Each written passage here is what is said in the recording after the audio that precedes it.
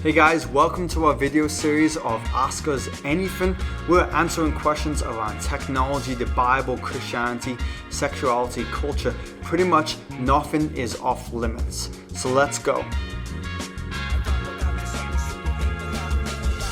Hey, welcome back to another Ask Us Anything. We're here again with Andy Steiger, and I'm going to grill him with another question. You ready to dive in, Andy? I am. Let's do it. Okay, cool. This question comes from one of our young adults and says, why do we seem to not talk about divorce, but focus so much on premarital sex? Isn't it just as bad? Yeah, what an important question. I think whoever asked this, I think they're right. We do tend to talk more about premarital sex than we do talk about divorce. And I think that they are both incredibly important. It's interesting. I was actually talking to my son about this, that, premarital sex is a type of,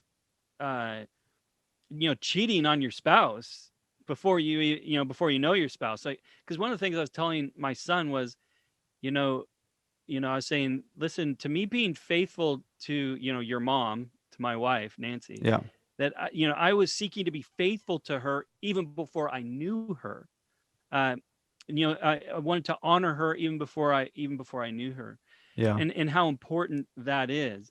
But this question's right, because what it's saying then is, when we're talking about premarital sex and we're talking about divorce, I mean, what we're doing is we're talking about a question that is under that umbrella of marriage.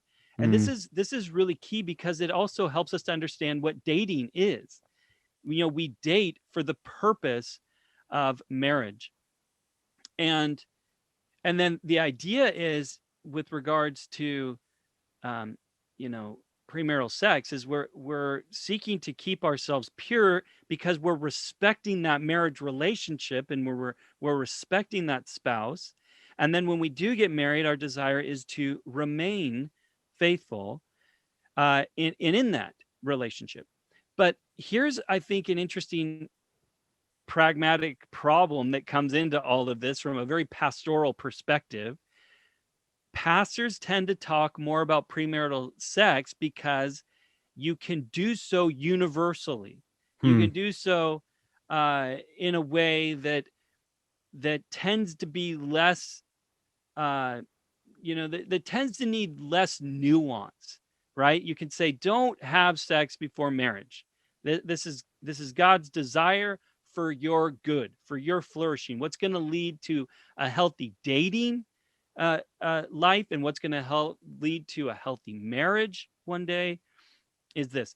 Now, when we preach, though, and teach in churches, our churches are full of people who have had divorces, and divorces for various reasons. Maybe their spouse was unfaithful, uh, or maybe they were in an abusive situation, or the like, or maybe somebody separated because their spouse died, or whatever it might be. So it really has to get nuanced quite a bit.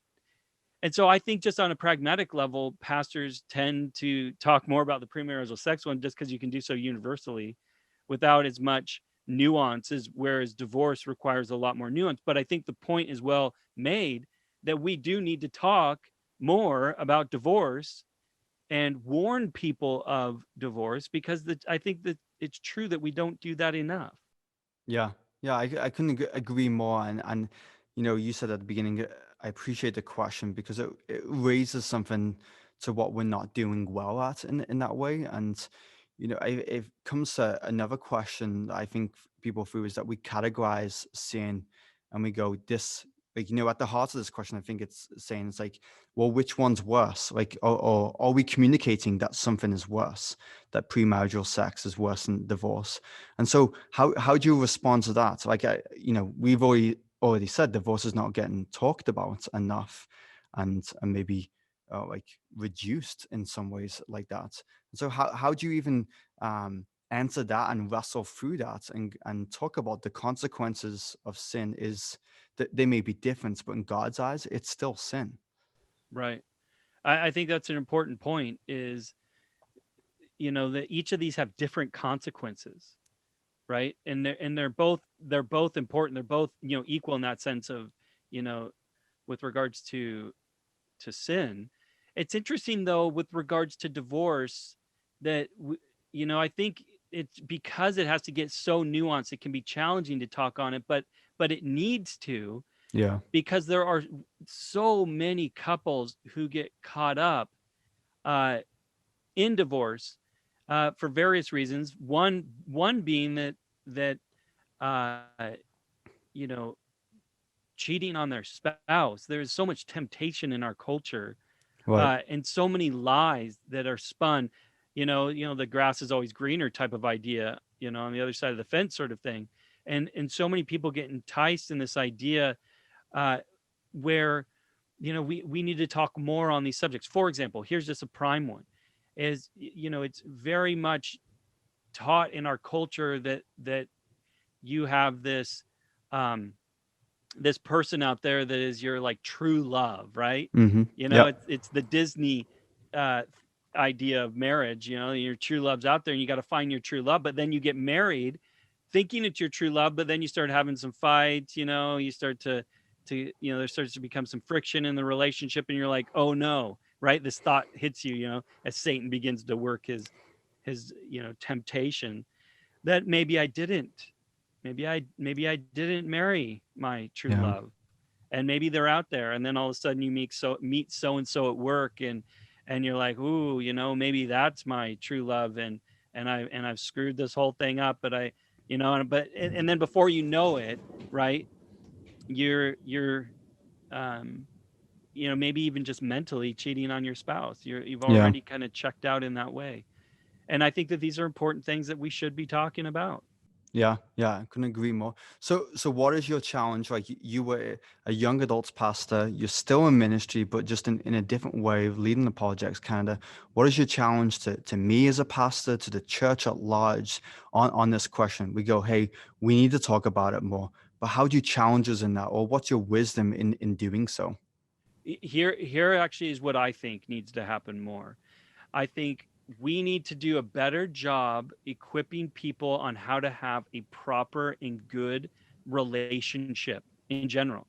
Mm, What does a relationship look like? There are so many relationships these days, and given the pandemic has just exasperated the problem right. of a porn saturated culture that has objectified both men and women, and have completely lost sight of what a healthy relationship looks like, both before marriage and after marriage. And the reality is these days people aren't even sure if they want to get married.